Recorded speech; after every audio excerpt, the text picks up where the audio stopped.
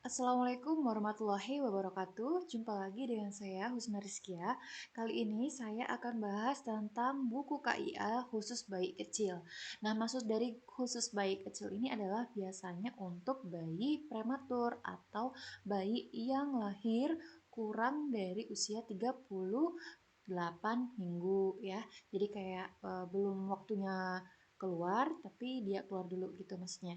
Jadi, ini adalah terbitan tahun 2021 ya, teman-teman ya. Mungkin bagi teman-teman yang belum tahu ini cara gunainnya gimana dan isinya apa aja, kita langsung aja. Nah, sebelumnya untuk buku ini digunakan untuk bayi lahir kurang dari 2.500 gram atau usia kehamilan kurang dari 37 minggu. Nah, buku ini digunakan sejak bayi lahir dan setelah bayi mencapai usia kehamilan 50 minggu atau usia koreksi 10 minggu. Dan dapat dilanjutkan menggunakan buku KIA yang seperti biasanya itu dengan tetap menggunakan usia koreksi sampai anak usia 2 tahun. Nah, maksud dari usia koreksi ini apa sih?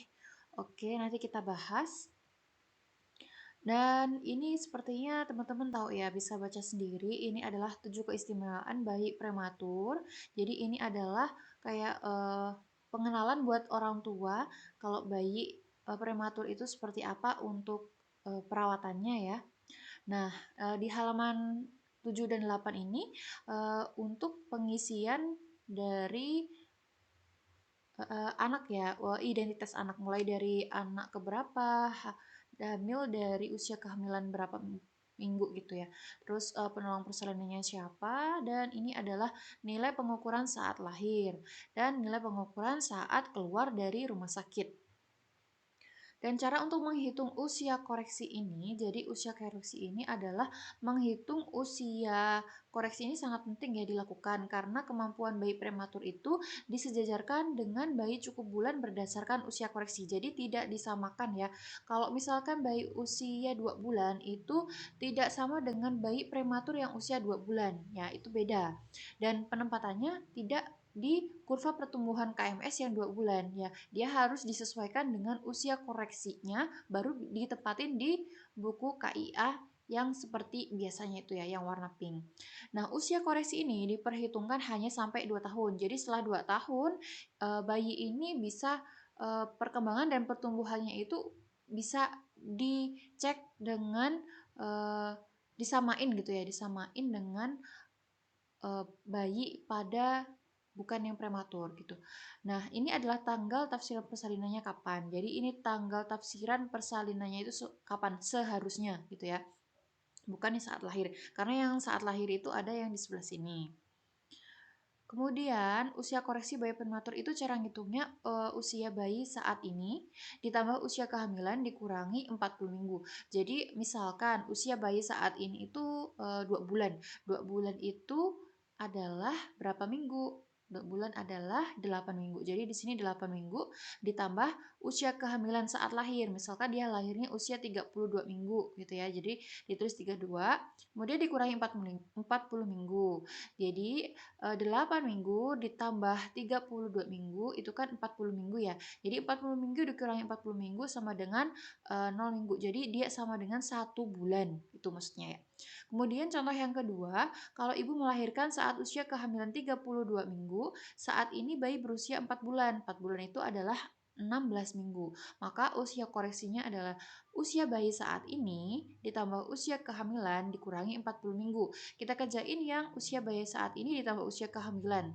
Nah, usia bayi saat ini karena dia 4 bulan, jadi dia kan 16 minggu. Kemudian ditambah 32 minggu karena dia lahirnya usia kehamilan 32 minggu.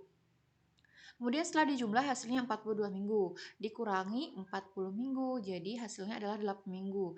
Ini setara dengan usia bayi 2 bulan.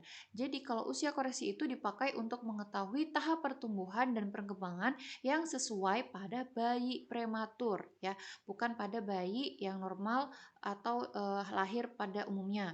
Kemudian tidak mengubah tanggal ulang tahun bayi dan tidak lagi dipakai pada saat bayi prematur lebih dari 2 tahun dan untuk bayi baru lahir rendah dengan berat badan rendah dengan usia kehamilan cukup bulan tidak perlu dilakukan penghitungan usia koreksi. Misalkan nih, dia lahirnya 40 minggu, tapi berat badannya cuma 2000 gram atau 2 kilo pas. Nah, itu tidak perlu menggunakan usia koreksi karena dia istilahnya kalau dia tuh aterem atau cukup bulan ya. Kemudian kalau misalkan ada lagi dia lahirnya usia 39 minggu, tapi beratnya 2100. Nah, kayak gitu juga tidak perlu dilakukan usia koreksi. Nah, usia koreksi ini kalau misalkan ditaruh di kurva pertumbuhan Fenton, nah perlu teman-teman ketahui ini adalah kurva Fenton yang untuk bayi perempuan. Nah, sebelah sini ini adalah untuk bayi laki-laki. Jangan sampai salah penempatan ya, karena pengukurannya itu juga akan berbeda. Kemudian kalau cara menghitung atau menaruh plot pada kurva pertumbuhan Fenton di bagian anak perempuan misalkan ya, kalau dia lahir usia 32 minggu atau usia 8 bulan dia udah lahir. Kemudian dia berat badannya 2000 jangan. Kalau usianya 32 minggu, dia misalkan berat badannya 1800 gitu ya. Kemudian panjangnya cuma 42 cm, lingkar kepalanya 28 cm. Gimana cara penempatan di kurva pertumbuhan Fenton? Kita harus mencari usia koreksi dulu ya. Misalkan saat ini bayi usia 3 bulan. 3 bulan itu sama dengan 3 kali 4, 12 minggu ya. Jadi 12 minggu ditambah dia kelahirannya 32 minggu ya. Jadi 12 ditambah 32 hasilnya adalah 44 minggu ya. 44 minggu. Nah, di sini ada 44 minggu nih. Kemudian dia panjangnya berapa pada saat ini? Misalkan panjangnya itu 3 kg, berarti di sini naruhnya. Kemudian dia panjang tadi beratnya 3 kg, kemudian panjangnya dia sekitar 40 cm. Jadi taruh di sini. Jadi tinggal ngasih garis lurus aja ya. Nah, kemudian lingkar kepalanya berapa? Lingkar kepalanya misalkan masih 30, berarti taruh di sini ya. Ini 30 ya kan. Kemudian yang ini 40, 45, 55 gitu ya. Nah, kemudian kalau misalkan anak ini sudah 4 bulan gitu ya. 4 bulan itu kan sama dengan 16 minggu. Jadi 32 minggu usia dia lahir ditambah 16. Jadi hasilnya kan 48 ya. Jadi 48. Nah, 48 dia beratnya berapa? Misalkan beratnya dia 4,5. Kita tarik garis lurus di 4,5 sini ya.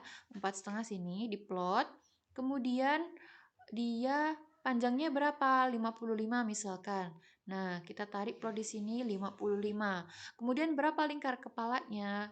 Setelah dihitung, lingkar kepalanya ternyata 41. Nah, kita taruh di sini di garis ya, pakai penggaris kalau bisa 41. Nah, jadi diplot di masing-masing tempat seperti itu.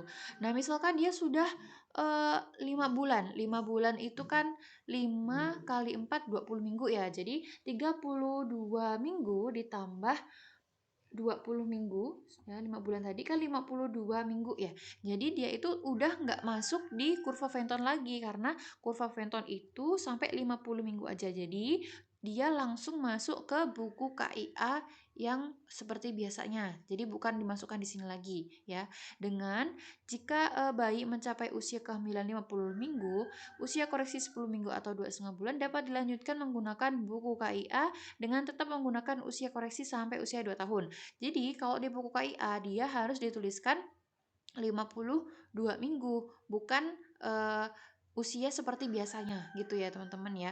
Jadi fungsinya untuk apa Kak? Untuk mengetahui bayi ini pertumbuhannya itu udah sesuai dengan pertumbuhan koreksinya gitu. Jadi tidak bisa disamakan dengan pertumbuhan dan perkembangan bayi normal yang lain. Nah, kenapa seperti itu? Karena kalau bayi prematur itu ya, kita lihat di sini nih. Di halaman ini di halaman 25. Nah, ini teman-teman bisa lihat ya, kalau usia koreksi 2 bulan ini ya, jadi kan kalau kita hitung tadi usia koreksi 2 bulan itu sama dengan kayak misalkan anak usia 1 bulanan ya atau bayi baru lahir seperti anak normal pada biasanya kayak gitu.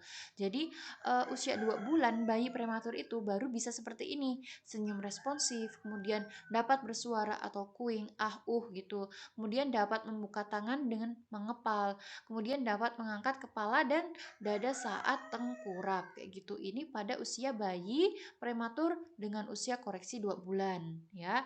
Nah, kalau misalkan di usia koreksi 2 bulan tidak bisa seperti ini, kita harus konsultasikan ke tenaga kesehatan atau ke dokter gitu ya.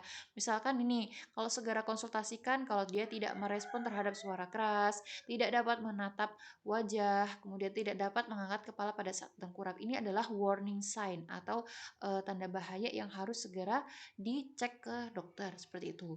Nah, kalau di halaman selanjutnya, di halaman 26 ini, kita bisa lihat usia koreksi 4 bulan itu adalah bayi bisa tertawa spontan, menoleh ke arah suara, berguling, telapak tangan tidak mengepal, kemudian bersuara, kemudian menopang dada. Nah, ini semua adalah usia koreksi bayi prematur saat 4 bulan. Nah, kemudian harus segera konsultasi jika tidak pernah atau memperhatikan sesuatu benda yang bergerak, kemudian tidak pernah mengeluarkan suara bunyi, dan tidak dapat menggerakkan tangan ke tengah tubuh, seperti itu. Kalau misalkan dia tahapan koreksi usia 6 bulan gimana? Dia harusnya bisa tersenyum ketika melihat wajah di cermin, menoleh ketika namanya dipanggil, mulai mengucapkan bunyi konsonan, kemudian duduk sebentar tanpa ditopang, meraih dan mulai memindahkan benda dari satu tangan ke tangan lainnya, dan ini semuanya ya teman-teman ya. Dan segera dikonsultasikan jika tidak pernah tersenyum atau tertawa, wajah tanpa ekspresi dan tidak tertarik untuk berinteraksi dengan orang lain, tidak menoleh ke arah suara, tidak pernah mengeluarkan suara vokal ah, dan oh, tidak dapat mengangkat kepala dan menopang pada dada dan saat tengkurap, tidak pernah berupaya untuk meraih benda yang berada di jangkauannya, tangan sering mengepal dan tampak sangat kaku atau sangat lemas ya. Jadi misalkan di usia koreksi 6 bulan bayi mengalami seperti ini, maka segera dikonsultasikan ke tenaga kesehatan. Nah, ini adalah ringkasan yang diisi oleh tenaga kesehatan ya teman-teman. Jadi itu adalah garis besar dari buku KIA di bayi prematur. Sedangkan yang lainnya itu hanya seperti kita balik lagi. Nah, ini adalah seputar kayak mitos atau fakta. Jadi kayak poster-poster gitu ya yang harus diketahui oleh ibu gitu ya. Misalkan kenali tanda bahaya pada bayi. Nah, ini ke pertumbuhan kurvanya ini harusnya naik ke atas. Kalau misalkan lurus aja hati-hati, apalagi turun tuh ya nggak boleh ya kan. Kemudian yang boleh dan tidak boleh. Kemudian di sini juga ada tips merawat bayi kecil ya, tipsnya.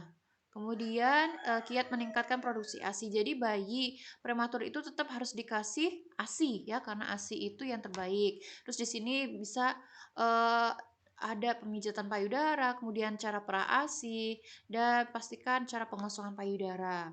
Kemudian makanan yang harus dikonsumsi oleh ibu saat menyusui. Merawat kulit bayi kecil di rumah. Nah, ini adalah caranya. Jadi di sini itu sekitar kayak gimana cara merawat bayi kecil ya, teman-teman ya. Kemudian ada PMK. PMK itu adalah metode kanguru, perawatan metode kanguru, ya. Nah, ini catatan perawatan ini diisi oleh tenaga kesehatan ya. Nah, ini yang waktu di rumah sakit. Biasanya kalau udah bayinya bagus, udah bisa netek sendiri, kemudian udah gerak aktif itu biasanya boleh dipulangkan dan selanjutnya dirawat oleh orang tua. Oke. Yang lainnya ini hanya ringkasan-ringkasan ya. Kemudian di sini aja ada pijat bayi prematur ya. Jadi ada posisi-posisi untuk cara pijat bayi, tapi kalau misalkan orang tua ragu, bisa ke terapis yang berpengalaman dan bersertifikat ya, teman-teman. Kemudian ini adalah cara pijatnya, posisi bayi tengkurap, kemudian pemantauan ini diisi oleh orang tua ya, minumnya, ASI itu jam berapa, caranya di botol atau dengan disusui langsung, kemudian tanda-tanda vitalnya, kalau bisa harus punya termometer sendiri. Kemudian harus bisa hitung napasnya, BAB-nya, keluarnya jam berapa aja, karena ini sangat penting ya. Nah, itu aja sih teman-teman untuk buku KIA bayi kecil. Semoga bermanfaat buat teman-teman. Kalau misalkan ada yang ingin ditanyakan, teman-teman bisa komen di bawah. Jangan lupa untuk subscribe agar tidak ketinggalan informasi terbaru dari saya. Jangan lupa untuk share ke teman kalian juga ya. Terima kasih. Sekian, wassalamualaikum warahmatullahi wabarakatuh.